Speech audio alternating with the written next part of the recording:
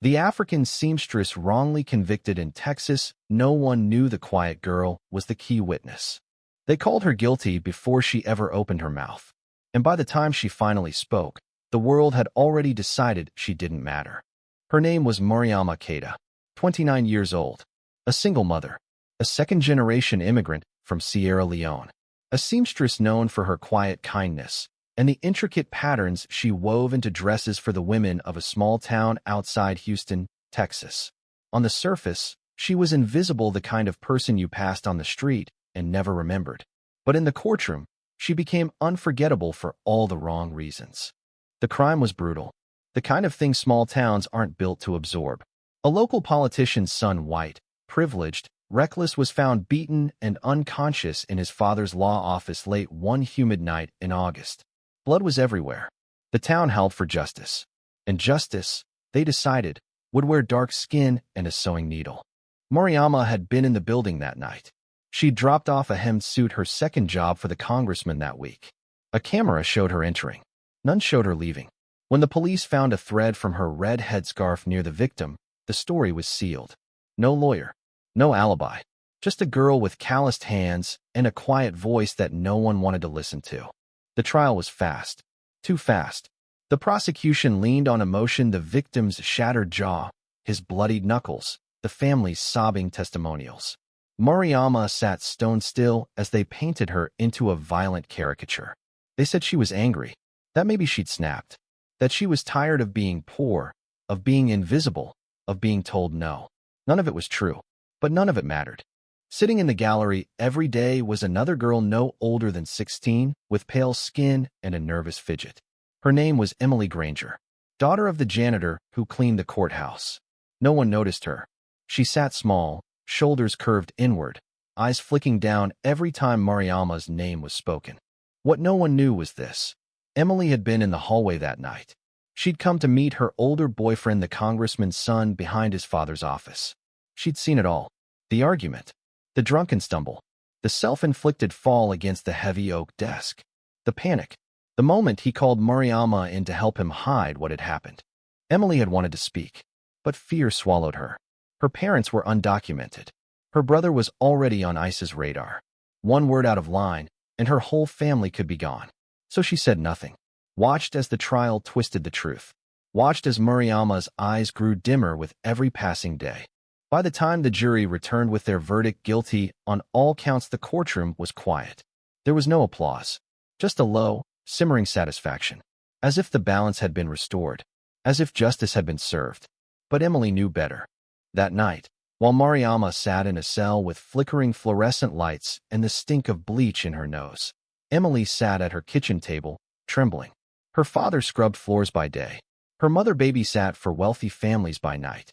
They had taught her right from wrong, but they had also taught her silence, survival, assimilation. Mariama's sentencing was scheduled for the following Monday.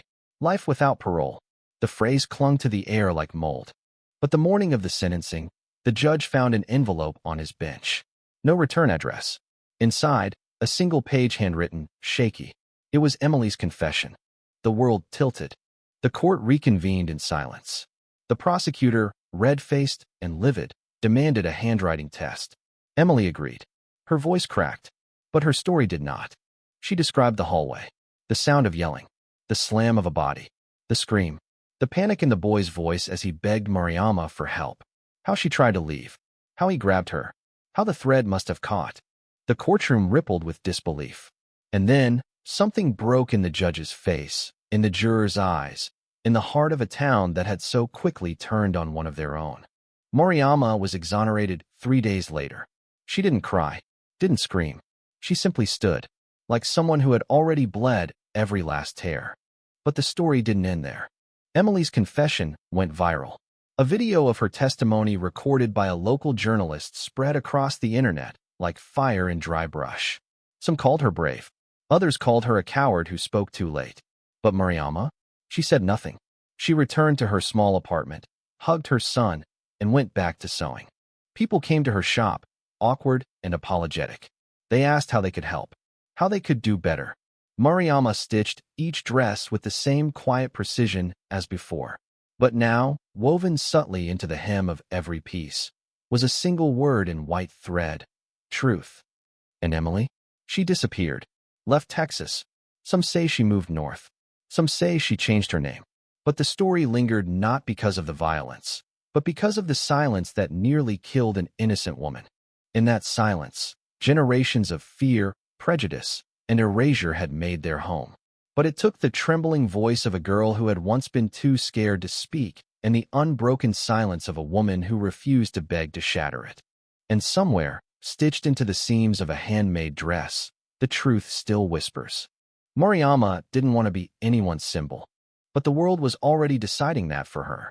A week after her release, a well-meaning nonprofit invited her to speak at a rally downtown. The invitation came with words like hero, resilience, and representation. She stared at the email for a long time. Then she closed her laptop and walked into her sewing room.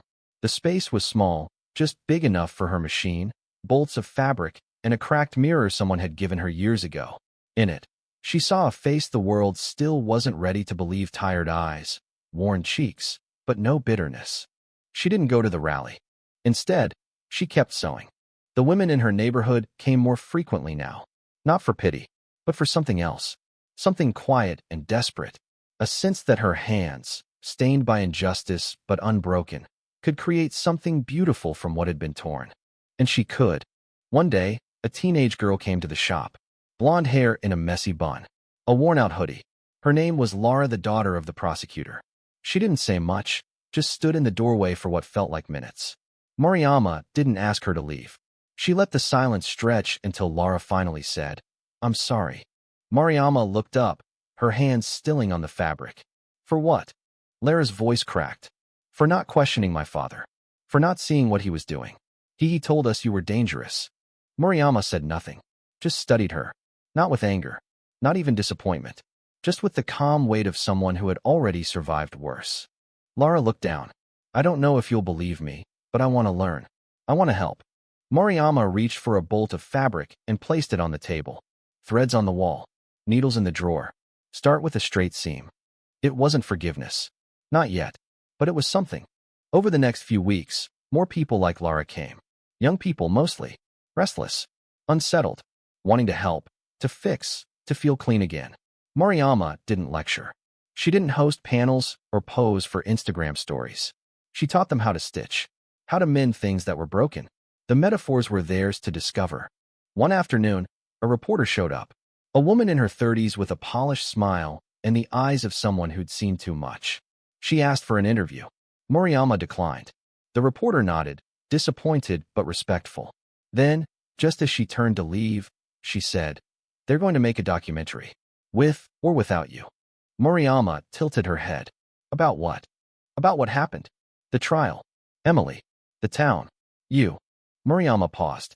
Then she asked, "Will they tell the part where the DA hid evidence?" The reporter hesitated. "We're still looking into that." Mariama looked her dead in the eye. "Then you're not telling the story." The door closed behind her with a quiet thud. That night, Mariama couldn't sleep. Not because of fear, but because of choice. The world wanted her to relive the worst parts of her life on camera. To explain. To testify again and again, not for a court this time, but for the comfort of those who had once looked away. And she wondered, was it justice if the price was her peace? Elsewhere, in a small apartment far from Texas, Emily was watching the news. Her face had aged.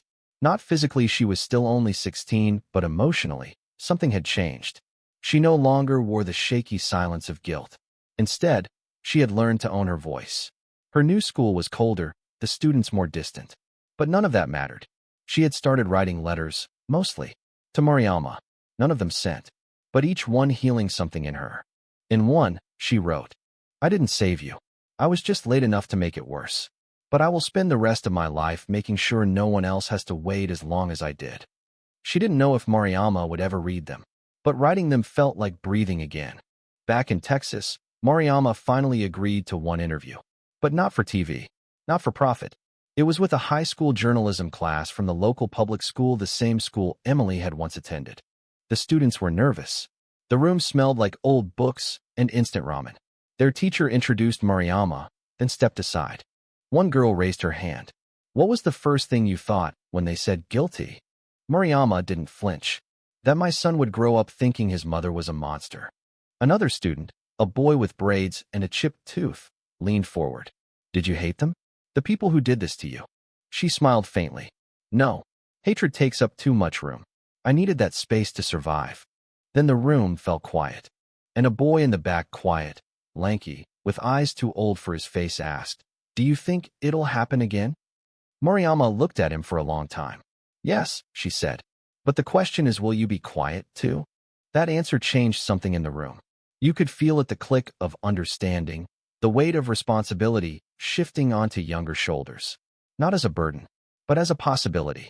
Later that week, the district attorney, the same man who had pursued Mariama's conviction so aggressively, announced his early retirement. He didn't cite her case directly, but everyone knew. And still, Mariama stayed quiet. Not because she was afraid, but because she had learned that the loudest truth often comes from what you choose not to say. Months passed. One morning, a package arrived at her door. No return address. Inside, a thick stack of paper typed, carefully bound. On the front page, Threads of Silence, The Unseen Trial by Emily Granger. A note clipped to the top read, You don't owe me anything, but I owe you the truth, the whole one. If you read this, know that it's yours. No one else's. Mariama read it. Every word. And when she finished, she placed it on her shelf, beside a photograph of her mother, who had once sewn uniforms for school children back in Freetown. That night, she stitched something new. A dress made of pale fabric, the same shade as parchment. Along the hem, she embroidered Emily's final words. The truth is not a gift. It is a debt we owe the silence. And beneath it, she stitched her own name, not as a victim, not as a symbol, but as a survivor. A seamstress, a mother, a woman whose silence had shaken the ground louder than any scream. Mariama had never intended to be brave. She only ever wanted to be left alone to raise her son, to sew quietly in her small shop, to disappear into a world that rarely saw women like her unless they were being blamed for something. But now people saw her. They saw her when she went to the market, when she walked her son to school, when she stood in line at the bank.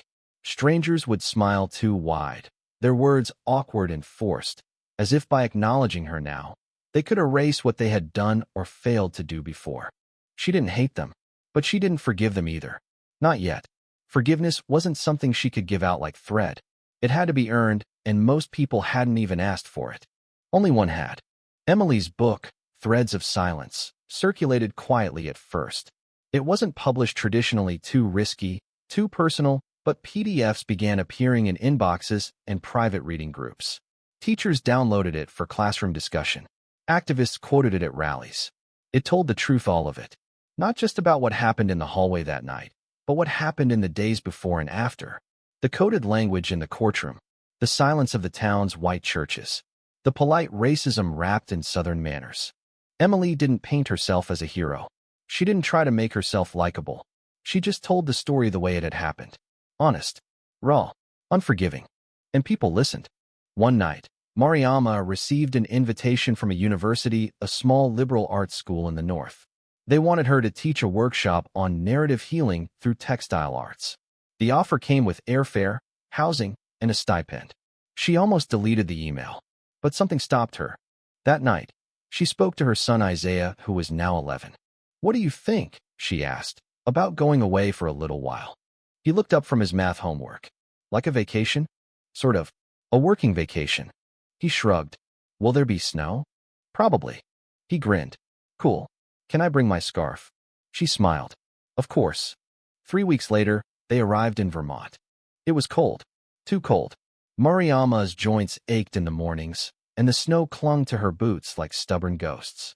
But something about the place was healing. The students were curious, respectful. No one tried to define her. They let her define herself. Her first class was full, mostly women, but a few men too. One girl raised her hand before Mariama even finished introducing herself. Why sewing? The girl asked. Mariama paused. Because it's the opposite of violence. The room went still. I don't understand, another student said carefully.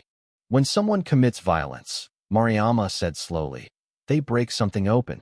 They rip. They shatter. Sewing is the opposite. It gathers. It joins. It says, I see what's torn. Let me make it whole again.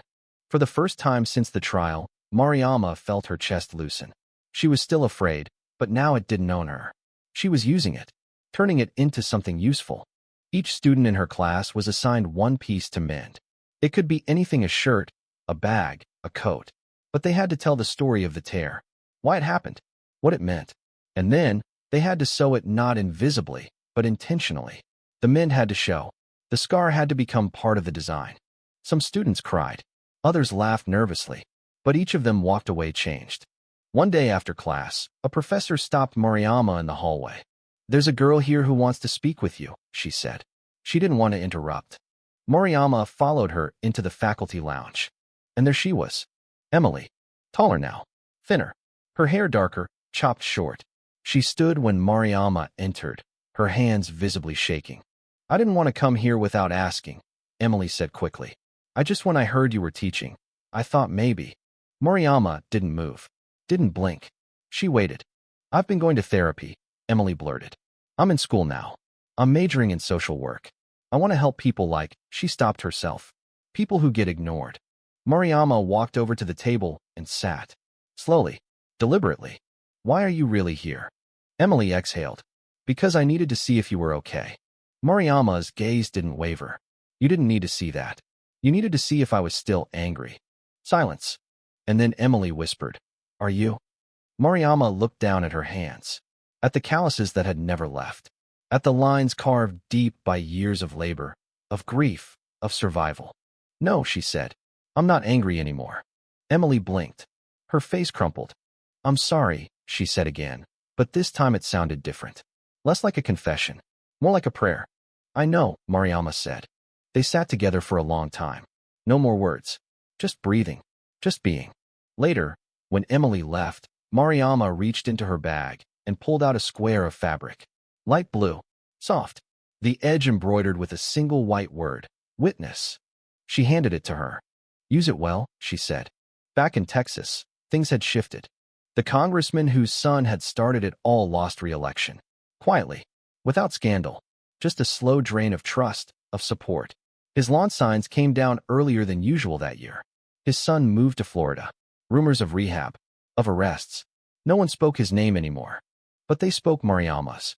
A mural went up on the side of an old grocery store, a massive, painted portrait of her holding a needle like a sword. Underneath, the words, "Truth is a thread that never breaks." No one claimed it. It just appeared one night. The city tried to paint over it, but public outcry stopped them. Now, people left flowers there. Notes. Swatches of fabric. Apologies in silence. Mariama never visited the mural. She didn't need to see it. The world had taken enough of her story. She didn't know it any more pieces. But she kept teaching, kept sewing. And when asked, she told people what she always had. "I'm not here to be remembered. I'm here to remember what matters." And she did. Every stitch, every scar, every name. Isaiah grew older, quieter, but strong. One day he asked her, "Why don't you hate them?" She looked at him carefully. "Because hate gives them too much power. But truth gives it back to me." He nodded. "I want to be like you." She smiled softly. "No, be better." And he would. The years passed quietly. Not with grand events or public declarations, but with the slow, steady rhythm of healing. Mariama didn't forget, she never could, but the memory no longer consumed her.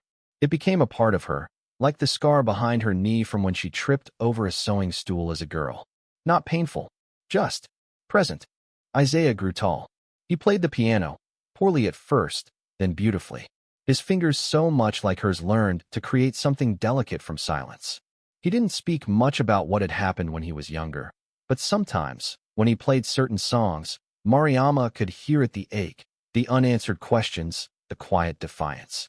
He had found his own thread to pull. When he turned 16, he asked her if he could visit the courthouse. Mariama blinked. "Why?" "I need to see where it happened," he said. "Where they tried to erase you." She stared at him. He had his father's eyes, but his voice was all her. "Okay," she said. "But we go together." The building hadn't changed much. The same chipped paint. The same tired ceiling fans humming faintly overhead. Mariama walked slowly, her son beside her, their steps echoing across cold tile. They sat in the same bench where Emily had once hidden in plain sight. Mariama ran her hand along the wooden rail. They put me in that chair, she said, pointing to the witness stand. Asked me questions they didn't want answers to. Isaiah looked at the judge's bench. Did you ever think about yelling? Screaming? Telling them all what they really were? She smiled sadly. Every minute. Why didn't you? Because sometimes silence is louder than screaming. He nodded. He understood. Later that night, they sat on the porch of their small home. The stars hung low. Crickets whispered in the dark. Isaiah asked, do you think people change? Mariama didn't answer right away. Some do, she said. Some want to. And the others? They become shadows. He turned to her. What about Emily? Mariama leaned back. She chose the light. And she had. Emily had graduated with honors. Her thesis, based on trauma-informed witness support for minority women, had been cited in several national policy briefs. She never tried to become famous. She didn't write another book. She didn't go on talk shows. She worked at a women's center in Chicago, counseling teens who had seen too much and been believed too little. She and Mariama exchanged letters, infrequently but honestly, not always deep, sometimes just a sentence, a photo, a quote, but each one stitched them closer, across state lines and lifetimes. One spring, Mariama received a wedding invitation. Emily and Yara, join us for a celebration of love, healing, and new beginnings. The ceremony was small, intimate, held in a community garden behind a church that didn't care about gender or guilt. Mariama sat in the second row, not as a guest of honor, just as a friend. That was enough. During the vows, Emily locked eyes with her just for a second. And in that glance, there was no shame, no apology, only gratitude, and something like peace. Afterward, Emily approached her slowly. You came, she said, teary-eyed.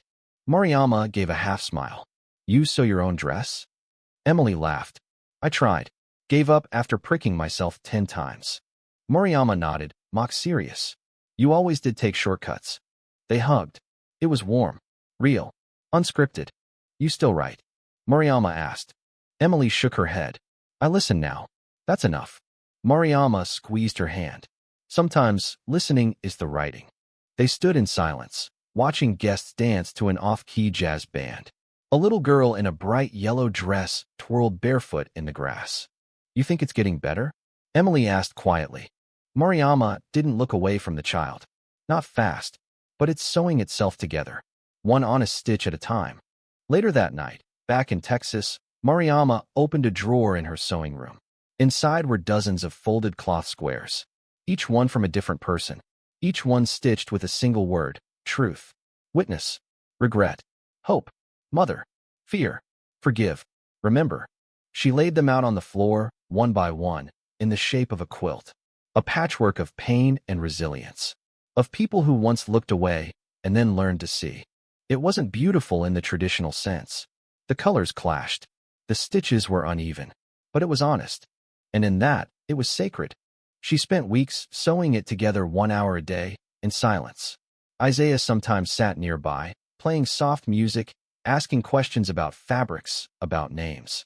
When it was finished, she didn't hang it. She didn't donate it to a gallery. She folded it carefully, wrapped it in brown paper, and mailed it to a courthouse in Texas. No return address. No note. Just a quilt made of the things they refused to hear, now stitched so tightly, no lie could undo them. 3 months later, a judge sent a letter to her P.O. box. He didn't use his title, just his name. First name only. He wrote, I see it now. I should have seen it then. It's not much, but I hope this brings something back to you, even if just a corner of trust. Inside the envelope was a small swatch of linen. Hand-stitched, barely legible, were the words. You mattered, even when we didn't act like it. Mariama smiled, folded it into her drawer. Didn't cry. Didn't need to. The world had taken much from her. But she had taken something back. Her name. Her truth. And a future stitched not from what broke her, but from what she chose to mend. The end. Thank you for listening. If you find it interesting, please like and subscribe to follow the next stories.